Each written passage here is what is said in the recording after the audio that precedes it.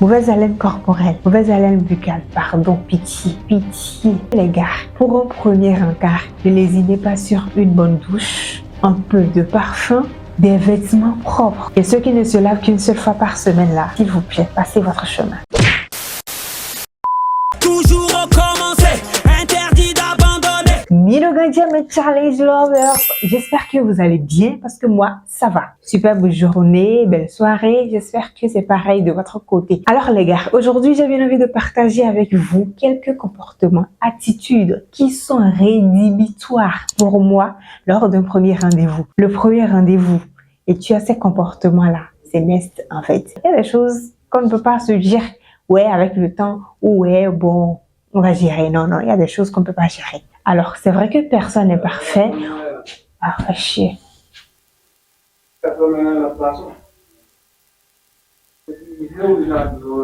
Et ces voix que vous entendez, hein, moi je suis dans une location et il y a des gens à côté. Donc, ça parle beaucoup. Concentrez-vous juste sur ma voix à moi. Je fais avec ce que j'ai. Et je sais que vous me comprenez. C'est vrai qu'on est tous des êtres humains, on n'est pas parfaits, on a tous des défauts. Dans un couple, il faut faire des concessions, des compromis.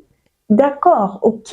Mais il y a des choses, si ça ne passe pas aujourd'hui, ça ne passera pas demain. Au finish, ça ne passera jamais. Et si vous ne prenez pas vos précautions dès le départ, demain, vous allez en souffrir et vous ne pourrez rien faire.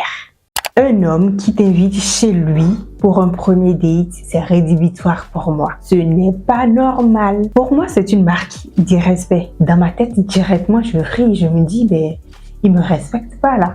Là, il me respecte pas.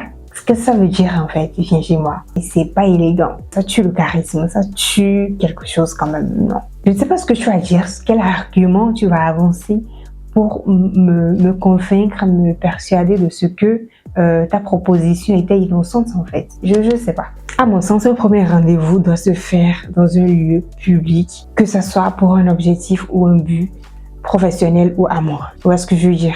Même si c'est pour travailler, quand c'est la première fois qu'on doit se voir et qu'on ne se connaît pas du tout, non, tu n'as pas à m'inviter chez toi. Invite-moi au restaurant, invite-moi au ciné, invite-moi dans une place publique et ça va.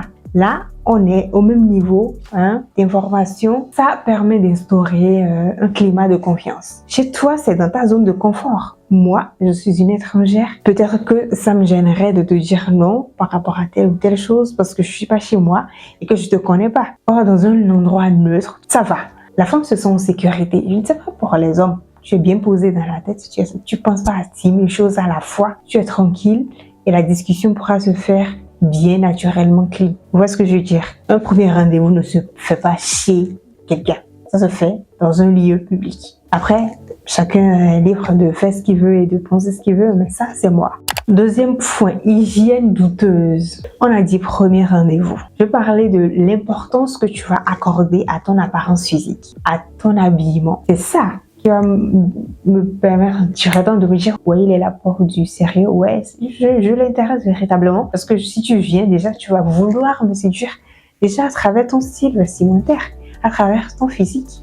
Mais si tu viens débrailler, bon, c'est toi qui m'as invité, ça veut dire que tu portes un intérêt quand même à ma personne. Tu dois être dans une démarche de séduction. Mauvaise haleine corporelle, mauvaise haleine buccale, pardon, pitié, pitié. Épargnez-moi ça, pitié. En fait, c'est pas responsable, c'est pas respectueux. Tu demandes à quelqu'un de se déplacer, que tu voudrais parler, tu voudrais bien avoir un moment avec cette personne-là, que tu voudrais bien discuter avec cette personne-là. Elle accepte, elle vient et toi, tu viens avec des odeurs. Peu importe le métier que tu exerces, que ce soit un métier manuel, que ce soit que tu travailles dans une administration, tu dois te connaître et maîtriser ton corps. Alors, si ton travail te demande beaucoup d'efforts physiques, ben, tu prends tes précautions en fait. Tu sors avec du parfum, des déodorants, comme ça. Quand tu vas finir ton travail, avant d'aller à ton rendez-vous, ben, tu te parfumes, tu te nettoies. Il y aura forcément de l'eau dans les toilettes. Tu trouves le moyen de te nettoyer vite fait le corps et tu te parfumes. Et ça va. Mauvaise haleine buccale. Tu te démerdes pour te trouver un chewing-gum pour avoir quand même une haleine fraîche. Si tu m'as invité et que j'ai accepté, ça veut dire que quelque part, moi aussi, je suis un tout petit peu intéressée quand même. Ça veut dire que j'ai bien envie de partager ce moment-là avec toi. Ça veut dire que j'ai bien envie de te connaître aussi. Donc, si je viens et qui a ces éléments-là, ça va me bloquer. Et au final, on sera tous les deux perdants. Et toi le plus, parce que c'est toi qui m'as invité en fait. Par rapport aux mauvaises haleines, je suis assez directe par rapport à ces choses-là. Je vais chercher à comprendre pourquoi il a cette haleine-là à ce moment-là. Si je vois que non, déjà il n'est même pas au courant, il s'en est jamais rendu compte. Maintenant, on lui en parle et il se met dans tous ses états et non, ça va pas le faire. Quand tu es vraiment intéressé et que tu es une personne responsable, sérieuse, ce ne sont pas des choses qu'on aurait remarquées, quoi. Et ça te permet d'être au maximum de ton potentiel. S'il vous plaît, les gars, pour un premier encart, ne lésinez pas sur une bonne douche, un peu de parfum, des vêtements propres. Et ceux qui ne se lavent qu'une seule fois par semaine, là, s'il vous plaît, passez votre chemin. L'égocentrisme, c'est rédhibitoire pour moi. C'est toi qui passes ton temps à dire je suis, j'étais, j'ai été, je veux, j'ai, je possède, mon père possède. Non, pardon, please. Et à aucun moment, tu ne me poses des questions. Et quand je vais en placer une, monsieur m'arrache la parole. Non, merci. Pardon. No way. Je passe mon chemin. Un homme ennuyeux, franchement, ça me gaffe de ouf. C'est pas possible en fait. C'est toi qui m'as invité. Si tu m'invites, ça veut dire que je t'intéresse. Et si je t'intéresse, ça veut dire que naturellement, tu as des questions à me poser, tu as des choses à me demander. Je suppose qu'on est au restaurant et au bout d'un moment, tu dis, qu'est-ce qu'on dit maintenant? Qu'est-ce qu'on fait maintenant? Non, ça n'a pas de sens. Au contraire, c'est à moi de le dire ça. Parce que c'est toi qui m'as invité. Et moi, je suis peut-être juste venue pour me distraire un peu et pour m'aérer les idées. Mais c'est toi qui m'as invité. Tu peux me demander ce qu'elles sont fait maintenant. Ces hommes ennuyeux là, ils n'ont pas de la conversation. Ils ne savent jamais quoi dire. Ils n'ont pas de questions à te poser. C'est toi qui mènes le débat au final. Tu parles. Ils disent oui à tout ce que tu dis. Ils n'ont pas de répondant. Il n'y a pas de question de relance. Vous êtes là. Tu parles. Il sourit et il dit oui. Ah oui, tu as raison. Tu as toujours raison pour lui. Non, ça va pas. C'est pas possible. C'est pas possible. Mais oui, non. Ça peut pas. C'est mort. Mort de chez mort. Tu ne vas pas me laisser parler et dire tout le temps oui. C'est exactement ça. C'est même ce que je pensais. C'est ce que je voulais dire. Tu as raison. Oh non, franchement, non. Ah non. Et on peut pas être d'accord sur tout. En fait, le pire, il va dire oui, d'accord, tu as raison à tout ce que tu dis sans pouvoir donner d'autres exemples ou d'autres arguments pour étayer ce que tu as déjà dit. Et si tu lui dis, ah, c'est vrai, tu partages mon avis, mais pourquoi? Tu as dit oui parce que c'est ce que tu as dit, c'est bien. On vit des choses. Un homme qui n'est pas convaincant, no way. Un homme commère, qui passe son temps à parler des autres, se moquer des autres. Non. J'aime les discussions profondes. J'aime pas perdre mon temps avec les enfaits, les gens dire regarde ce qu'ils ont fait, plus ça, ce qu'ils font. Me moquer. Non, ça n'apporte rien, ça.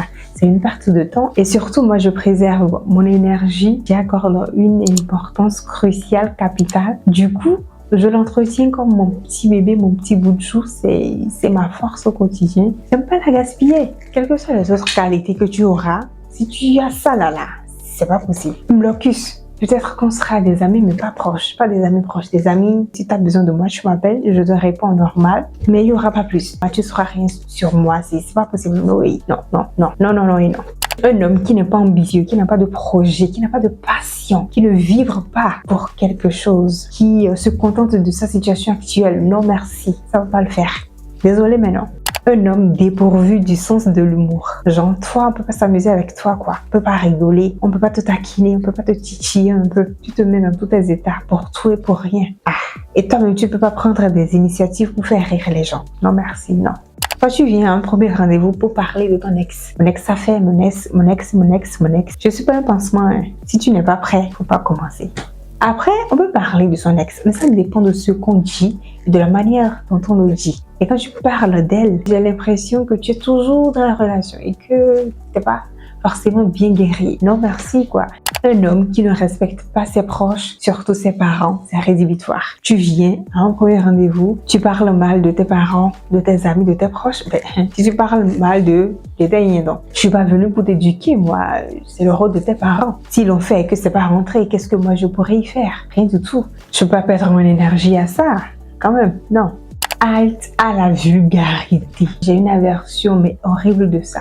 Il y a des gens qui ne trouvent leur source d'inspiration humoristique que dans la vulgarité en fait. Quand ils sont pas vulgaires, ils peuvent pas te faire rire. Oh, ça me fait pas rire. Au contraire, moi, ça me tape sur le système. Et quand on parle de vulgarité, généralement, ce sont des propos pervers liés généralement au sexe. Le sexe, c'est assez précieux. Donc, tu peux pas t'amuser à parler de ça juste pour faire rire. Je peux péter un plomb pour ça, en fait. Il n'y a pas que le sexe qui peut t'aider à faire rire les gens. Il y a des gens qui ne savent faire que ça. Tu fais ça, je pense que même tes appels, je ne vais pas décrocher après. Parce que quand tu vas commencer par le faire directement, moi, je vais te dire stop. Généralement, il ne t'écoute pas. Et voilà un autre, un homme moralisateur. Lui, il a toujours raison. Et lui, il n'a pas de défaut. Il sait tout sur tout, prétentieux, qui a toujours des leçons à te donner. Et lui, il en reçoit, mais pas du tout, aucune de toi. Parce que il est tellement sûr de lui. Il est le savant, donc toi tu n'as rien à lui apprendre quoi. Devant ça, je rigole seulement en fait. Comme je l'ai dit au départ, personne n'est parfait. On a tous des défauts et il faut faire avec. Et ce qui est rédhibitoire pour moi peut être acceptable pour Jacqueline. Et ce qui est rédhibitoire pour Jacqueline peut être acceptable pour moi. Enfin, chacun avec sa personnalité et chacun avec ses besoins dans la vie. Alors mesdames, il suffit pas qu'un homme ait un seul de ces comportements-là pour être recalé. Franchement non, c'est pas l'objectif. Ce qui pourrait vous freiner, c'est qu'il cumule plusieurs points à la fois. Là, ce sera compliqué. Parce que ces comportements additionnés l'un à l'autre, selon leur intensité, ils sont forcément nuisibles pour une relation amoureuse ou sentimentale. Alors les gars, c'est tout pour cette vidéo. J'espère que vous avez aimé, même si je vous ai pas fait de cadeau aujourd'hui. Bon, c'est de bonne guerre. Je sais qu'il y a beaucoup d'hommes qui me suivent. C'est le moment de partager avec moi les vôtres. Je pourrais en faire une vidéo. Si vous réagissez bien, je m'appesantirai sur vos commentaires pour la faire cette vidéo-là. Je vous invite à vous abonner à ma chaîne si ce n'est pas encore fait. Les gars, likez la vidéo parce que c'est important pour l'algorithme de YouTube. Abonnez-vous à ma chaîne et surtout activez la cloche de notif pour être au courant dès que je publie une vidéo. Portez-vous bien. Bisous. Bye, ciao.